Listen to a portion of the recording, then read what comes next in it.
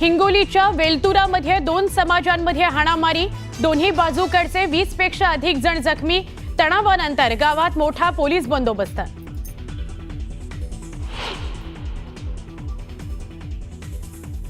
तुम्ही मला मंगळसूत्र चोर म्हणता। जयंतरावला माझा सवाल आहे, तुझ्या कितव्या नंबरच्या बायकोचं मंगळसूत्र मी चोरलं सांग लोकांना। जयंत पाटलांवर टीका करताना गोपीचंद पडळकरांची घसरली पुन्हा जीप, मुख्यमंत्र्यांनी कान टोचल्यानंतरही पडळकरांनी पातळी सोडली।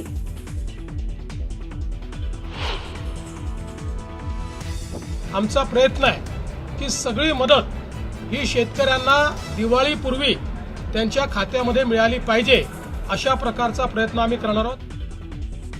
शेतकऱ्यांना दिवाळीपूर्वी मदत मिळणार, पुढच्या आठवड्यात मदतीची घोषणा करणार, मुख्यमंत्र्यांची माहिती।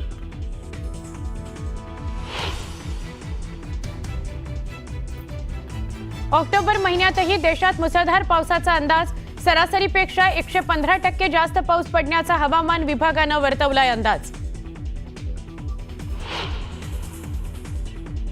विधानसभा निवडणुकीत माजी गृहमंत्री अनिल देशमुख यांच्यावर झालेला हल्ला बनावट असल्याचं पोलीस तपासात समोर, पोलिसांच्या क्लोजर समरी रिपोर्ट नंतर देशमुखांच्या अडचणी वाढण्याची शक्यता।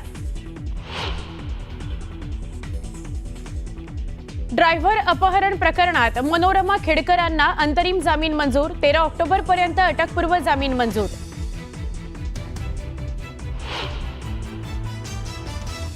कोल्हापुरात स्लॅब कोसळून दुर्घटना, एकाचा मृत्यू, 4घांना वाचवण्यात यश।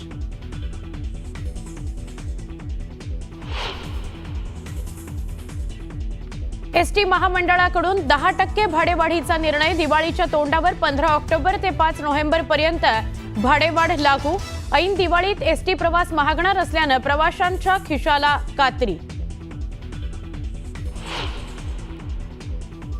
दसऱ्यापूर्वी व्यावसायिक सिलेंडरच्या दरात 15 रुपयांची वाढ, मुंबईत आता व्यावसायिक सिलेंडरचे दर 1547 रुपयांना मिळणार।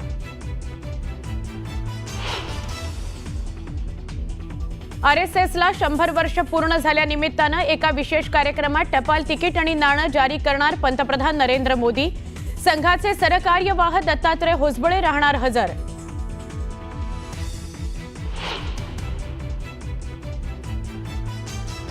बिहारची अंतिम मतदार यादी निवडणूक आयोगानं केली प्रसिद्ध, 69 लाख मतदारांची नावं वगळली, 21 लाख नवीन मतदारांची नोंद, 7,41,00,000 मतदार निवडणार बिहारमध्ये नवीन सरकार।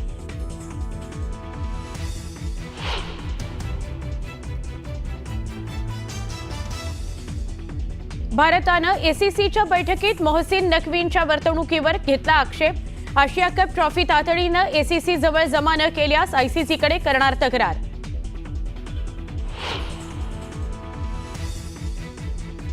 वनडे वर्ल्ड कपच्या पहिल्या सामन्यात भारतीय महिला संघाचा विजय, श्रीलंकेला केलं 59 धावांनी पराभूत।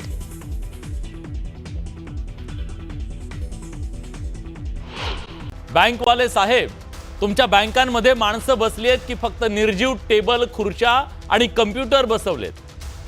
कम्प्युटरच्या समोर बसलेल्यांना काही हार्ट आहे की हार्ड डिस्क आहे हा सवाल आहे। कारण तुमच्या एसी केबिनच्या बाहेर जरा डोकावून बघा, राज्यातला शेतकरी निसर्गाच्या तांडवात शेती मातीच्या आणि आपल्या जगण्याची लढाई लढतोय।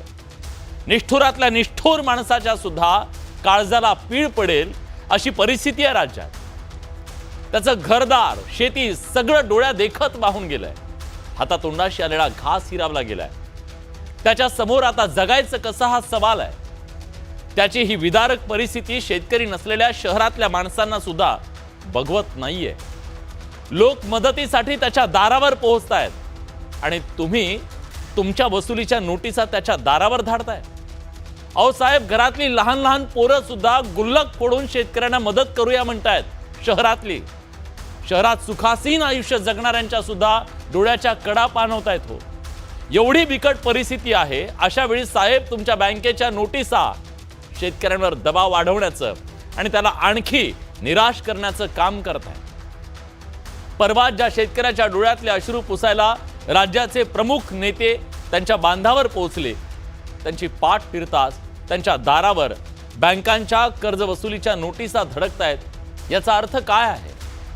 काही माणुसकी उरली आहे की नाहीये? ज्या शेतकऱ्यांच्या दारावर आणि बांधावर सुतक पडलंय तिथं बँकांच्या मदतीचा मायेचा हात जायला हवा होता, कारण त्याच्या कष्टाच्या पैशावर तर ही बँक चालते ना। तुम्ही भावना शून्य एटीएम मशीन नाही आहेत, माणसं आहात हे बँकवाल्यांना कोणीतरी सांगणं गरजेचं आहे। तुम्हाला हे चांगलं ठाऊक आहे की शेतकरी जीव देतो पण बँकेला बुडवून देश सोडून कधी पळत जात नाही, हे वास्तव आहे साहेब। त्याच्यावर आलेली परिस्थिती समजून घ्या, त्याच्यावर विश्वास ठेवा। सावकारासारखे बँकवाल्यांनो असं निष्ठुर वागू नका। सरकारनं वारंवार सांगून सुद्धा तुम्ही नोटिसी देता कशा? तुम्ही सरकारपेक्षा मोठे झालात का? राज्याच्या प्रमुखांपेक्षा मोठे झालात का? खरीपाचं पीक हाती येण्याच्या आधी शेतकऱ्याकडे कुठून पैसा येतो? मग आता त्याचं सगळं पीक रानात आहे, अशा वेळी नोटिसा कशा काय येतात? शेतीला पतपुरवठा करणाऱ्यांना हे माहीत नाहीये का? गावगाव प्रायव्हेट फायनान्स वाल्यांची तर सध्या वसुलीची मोहीम सुरू आहे। माणसं घाबरून गेली आहेत, गावातून पळतायत, काही द्यायला काहीच नाहीये। त्यामुळे प्रश्न आहे, आज मुख्यमंत्र्यांनी स्पष्ट शब्दात सांगितलं कुठल्याही परिस्थितीमध्ये ही वसुली करू देणार नाही। पण प्रश्न आहे या राज्यातल्या सगळ्या शेतकऱ्यांच्या मनात की ही पठाणी वसुली बँकवाले थांबवतील का? याबद्दल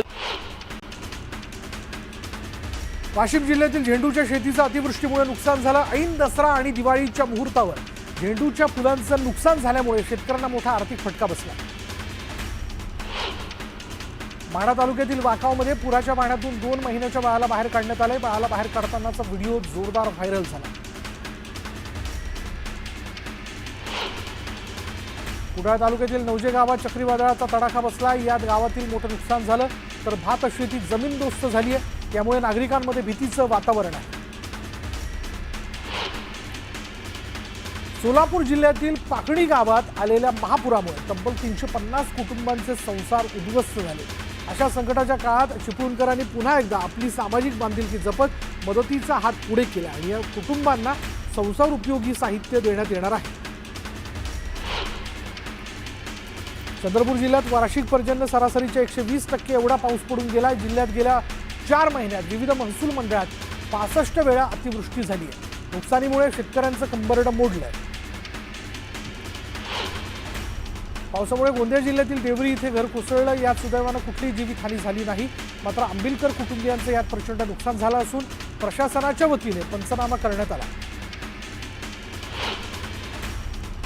शिर्डीच्या साईबाबा संस्थानकडून पूरग्रस्तांना 5 कोटींची मदत जाहीर करण्यात आली आहे। पूर्वीचे 1 कोटी आणि आता पुन्हा 4 कोटी अशा 5 कोटी रुपयांचा प्रस्ताव मान्यतेसाठी उच्च न्यायालयाकडे पाठवण्यात आला।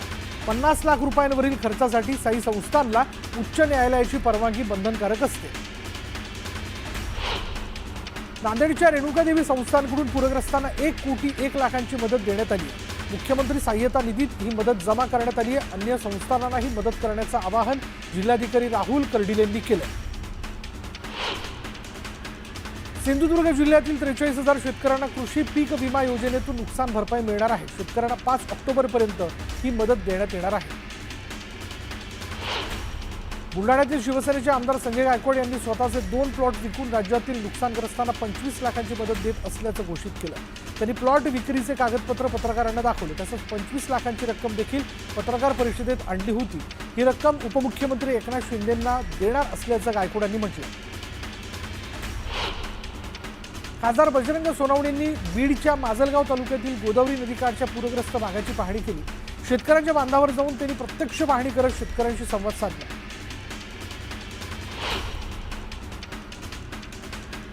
गोपीचंद पडळकरांनी पूरग्रस्तांना मदत केली आहे। 14 गाड्या चारा आणि गहू नुकसानग्रस्तांसाठी देण्यात आला। पडळकरांनी झेंडा दाखवून मदतीसाठी ट्रक रवाना केले। हिंगोली जिल्ह्यात ऑगस्टपर्यंत झालेल्या नुकसान भरपाईसाठी 231 कोटी रुपयांची मंजुरी देण्यात आली। मदत वितरणासाठी प्रशासनाकडून शेतकऱ्यांची यादी अपलोड करण्याच्या कामाला गती आली। बीड जिल्ह्यात अतिवृष्टी आणि पूरग्रस्तांच्या मदतीकरता जोग महाराज वारकरी शिक्षण संस्था आळंदी इथले कीर्तनकार मंडळींनी पुढाकार घेतला आहे। कीर्तनाच्या माध्यमातून नागरिकांना मदत करण्याचं आवाहन केलं। छत्रपती संभाजीनगर महापालिकेच्या वतीने पूरग्रस्तांना 50 लाखांची मदत करण्यात आली। अधिकारी आणि कर्मचाऱ्यांचा 1 दिवसाचा पगार मुख्यमंत्री सहाय्यता निधीसाठी देण्यात आला। नांदेडच्या करमुडी ग्रामपंचायतीने शासनाने दिलेली मदत नाकारली आहे. शासनाने 85 रुपये प्रति गुंठा प्रमाणे मदत दिली, मात्र तुटपुंजी मदत असल्याचं म्हणत मदत न स्वीकारण्याचा ठराव ग्रामस्थांनी केला. राज्य परिवहन महामंडळ म्हणजेच सर्वसामान्यांच्या लाल परीची पुन्हा एकदा भाडेवाढ होणार असल्याचा निर्णय घेण्यात आला. 10% भाडेवाढीचा निर्णय घेण्यात आल्यानं दिवाळीपूर्वीच प्रवाशांच्या खिशाला झळ बसणार आहे.